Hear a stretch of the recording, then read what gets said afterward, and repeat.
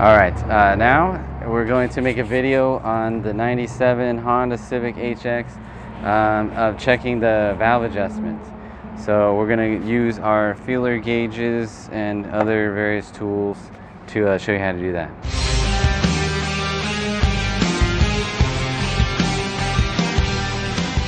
Alright, so first things first, I'll just pull out the spark plug wires to get these out of the way.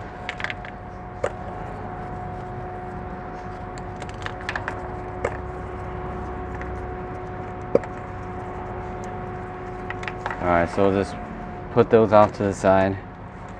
And then we also need to disconnect this little breather hose and the 5 bolts that hold the valve cover on.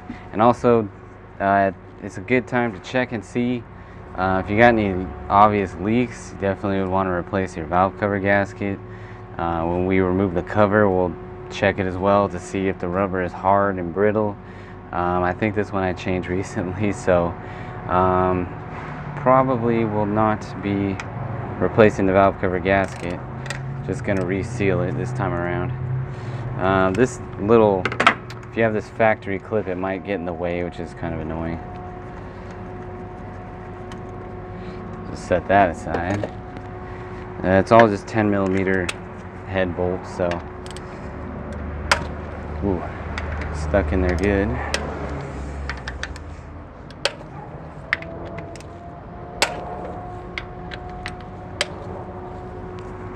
Alright.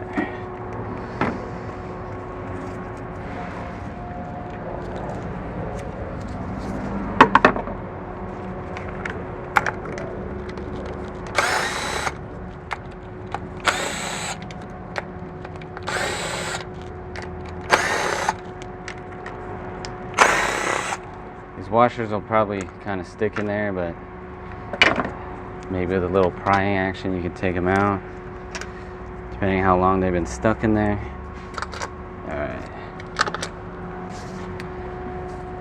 Alright, so just pop that cover off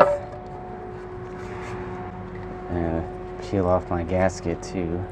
You just set that back into the cover. The rubber is still nice and soft, so the only thing we're gonna do in the end is when we put the cover back on, and put some RTV, or as Toyota calls it, FIPG. Honda calls it something else, Honda Bond. We're just going to put some more of that liquid sealer in the little corners, 1, 2, 3, 4, to make sure that we don't have any leaks when we put the valve cover back on.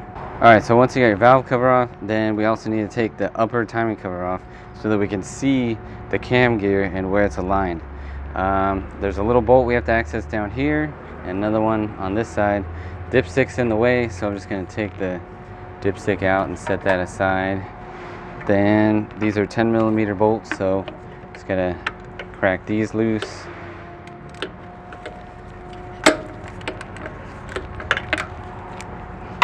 The one toward the front is easier, more room to get to it, although still not a lot.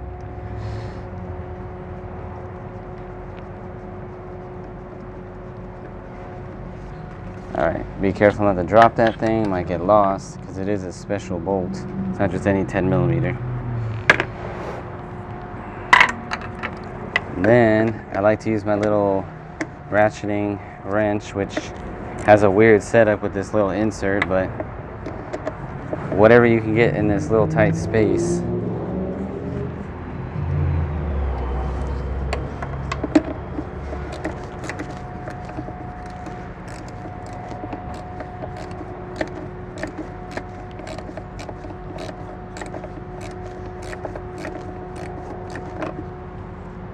Putting any little socket on there actually can help you turn it.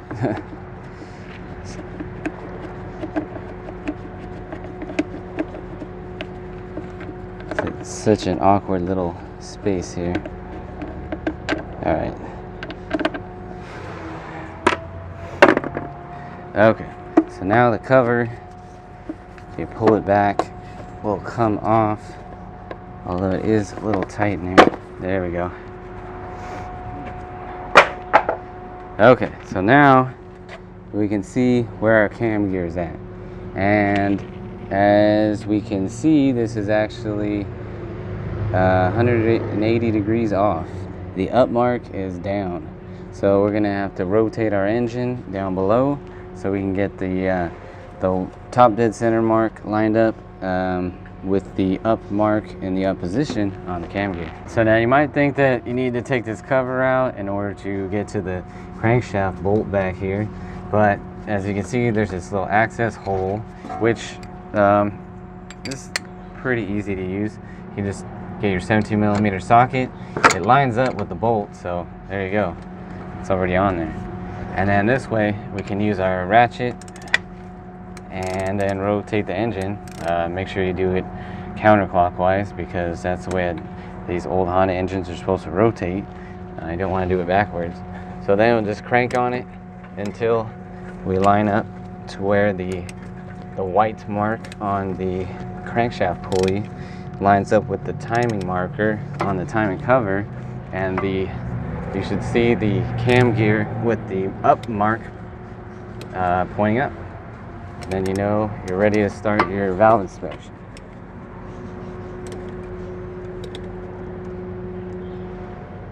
Alright, there we go. Then you can just leave that in there because we're going to rotate it again later. Alright, so here we can see there's the white mark on the crankshaft pulley, and then when you look at the cam gear, you can see the up mark.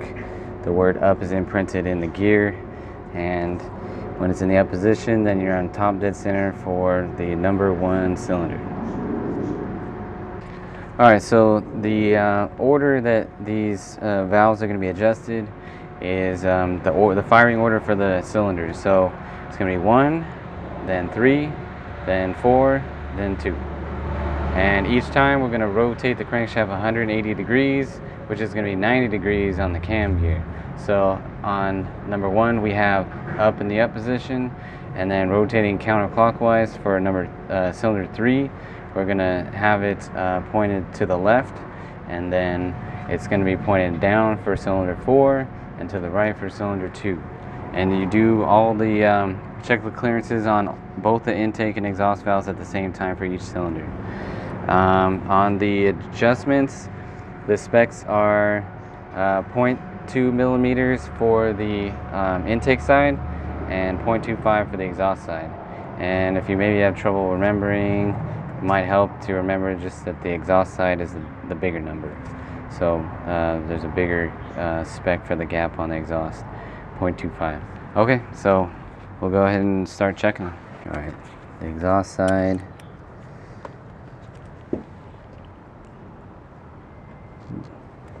That's a tight fit. Might have to loosen them up. Yep.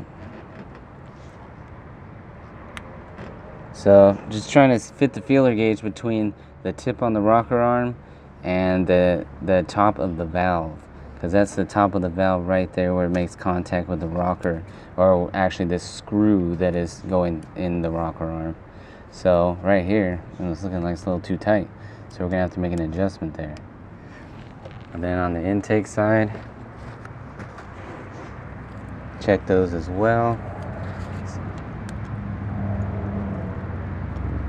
Yep, tight fit on that. Alright, so yeah, we're gonna have to get these back within spec. Ooh, that one's closed.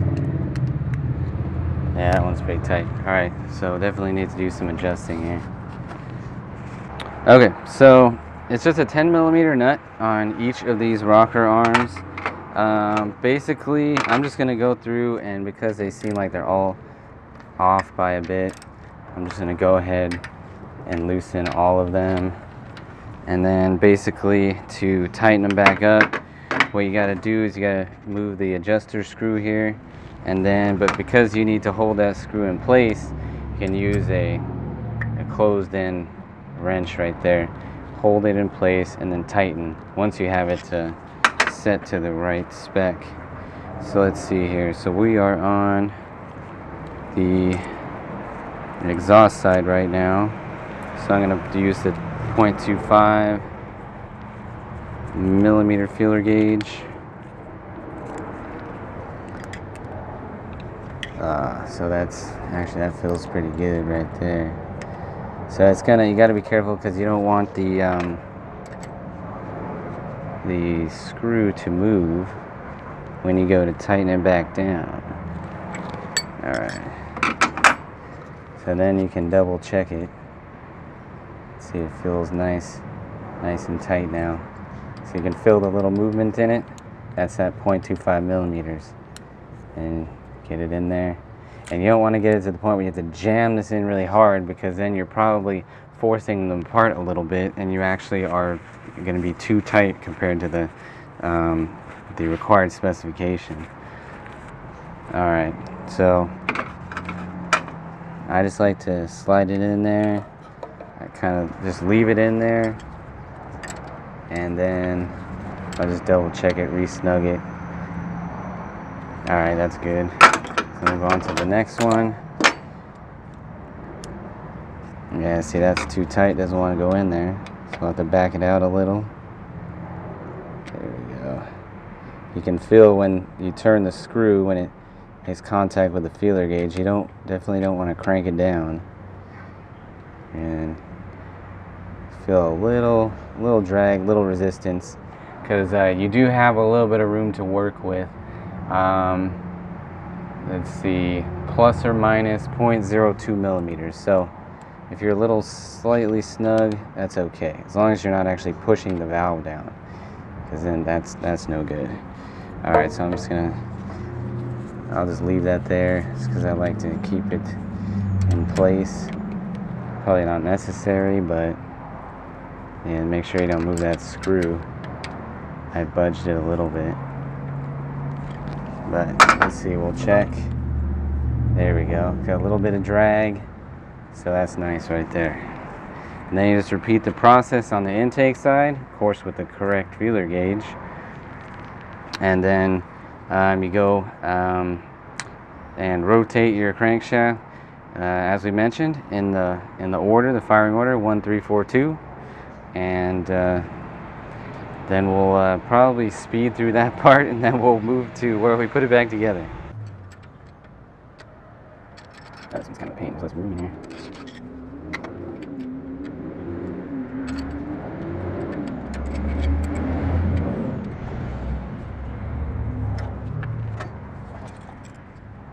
Ooh, I know, loose.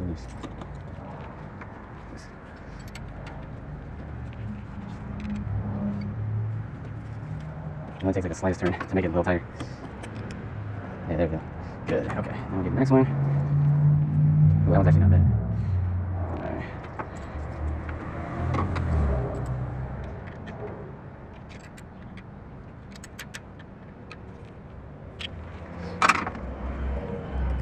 There we go.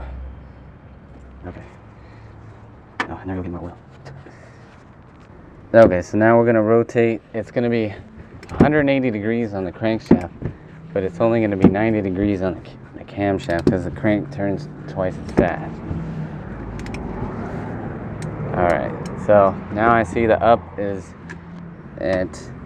facing directly to the left if you look at it. Alright, so now you can see the up sign is pointing to the left when you're looking directly at the cam gear. So now we're ready to do cylinder number 3. Alright, so cylinder number 3 is going to be these two exhaust rockers, these two intake rockers. Just be careful not to lose track of which cylinder you're on, because yeah, especially on the exhaust side, the rockers are really evenly spaced. So definitely keep track. You got to stay between number 3 and number 4 on the cam caps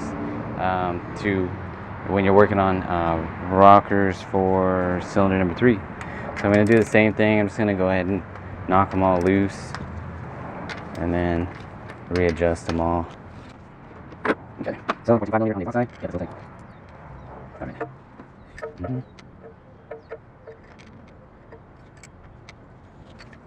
And go on the side. Just got a little tighter. There's the slice turn, the screw. Will be a decent adjustment. Alright, there we go. I have the drag in there. No, it's not picky. Press it slightly more. There we go. Okay. And the next one.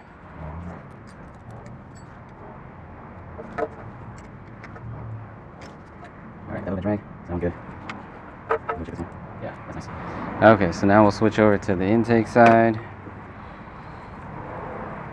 with the 0.2 millimeter.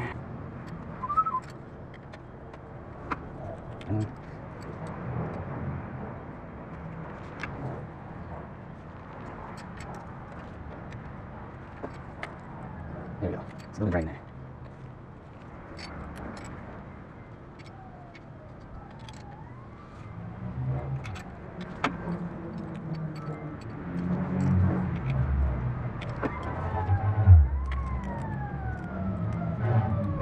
Alright, so those are both good. Now we'll go ahead and rotate the engine again and move on to cylinder number 4. Alright, so we're going to rotate the crankshaft another 180 degrees.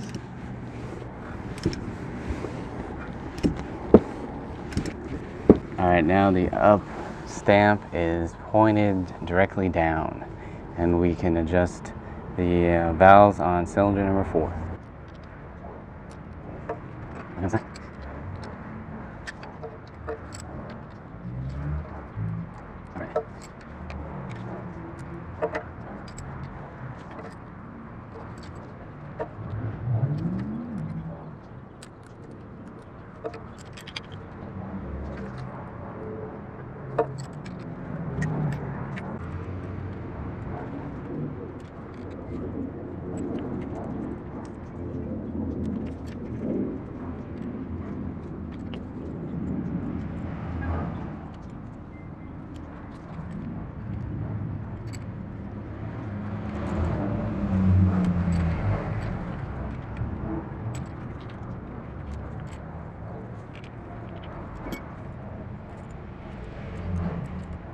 That's good. Next one. Alright, now to get cylinder number 2 set up, the last cylinder we're going to adjust. We're just cranking it so that the up is pointed directly to the right here. There we go. Alright, so now we can do the last adjustment and then put everything back together. So now we're going to do cylinder number 2, the last adjustment.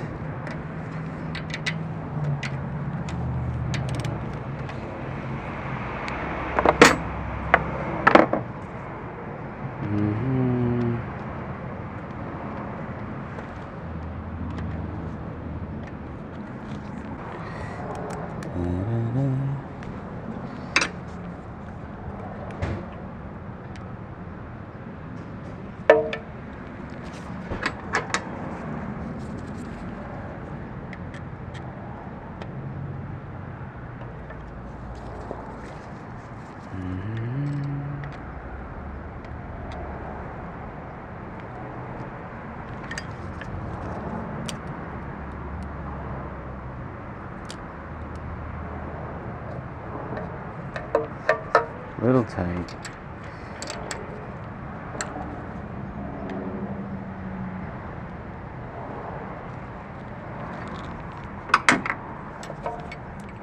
So a slight adjustment makes it good. Okay.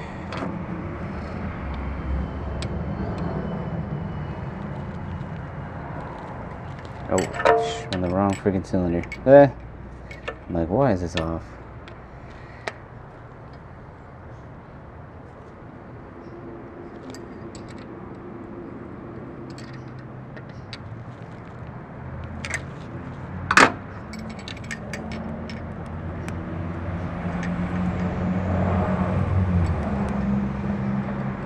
Alright, those feel good.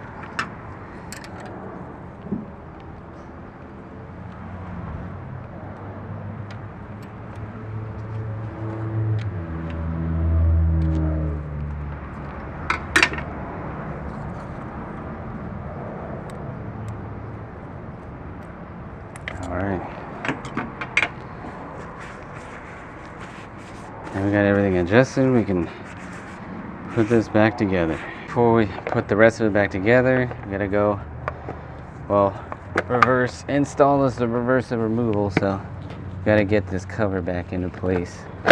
And it's a little bit of a pain. There's a wire here in the way.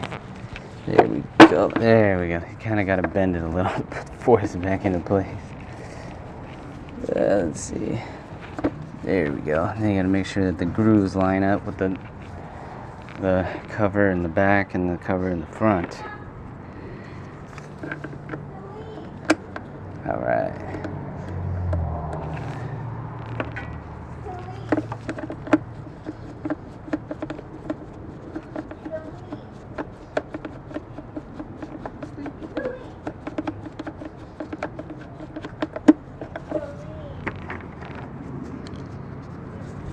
Alright, just gonna thread both of these in, and we'll tighten them down and get this all finished up.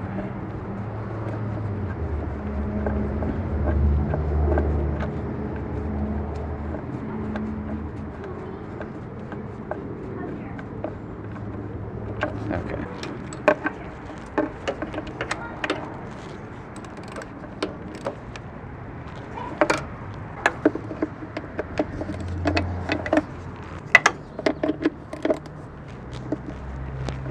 Alright, now we can put the valve cover back on. So I cleaned the mating surfaces here for the valve cover. I cleaned off on the edge of the cylinder head here, cleaned off the gasket because I'm just reusing it. And then, but even though we're reusing it, we do want to put some new RTV, which this is completely dried up. Or whatever, I'm just going to put it on there. I'll just say what I did, even though it came all jacked up.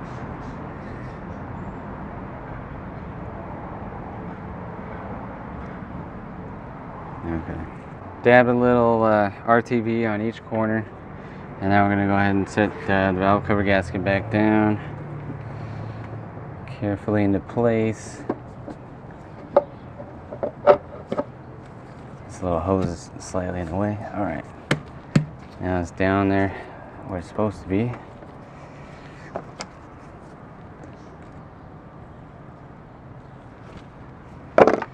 Okay, so then need to just clean up the little excess oil.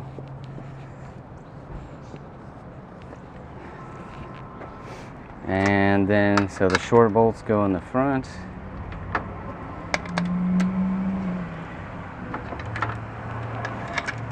And then the two long bolts go in the rear.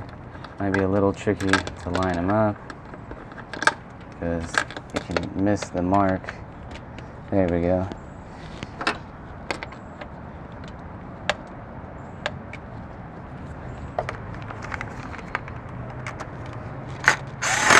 So I'm just starting from the center, working my way out.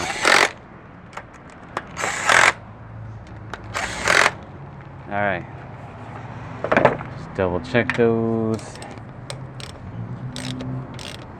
Yeah, snug them by hand, best way to go, because the impact tool on rubber doesn't exactly work. So there's rubber grommets that are tightening down, and the rubber gasket. Alright. Don't want to go too tight on those because you can, especially in the rear ones, you can snap them. Let's see. So then, I need to get my little support clip in place.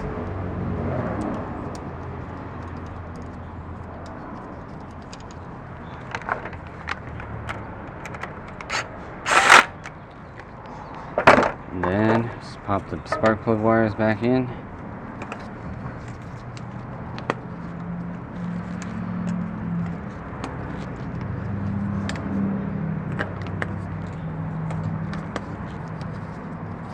Alright, and we're ready to go back on the road.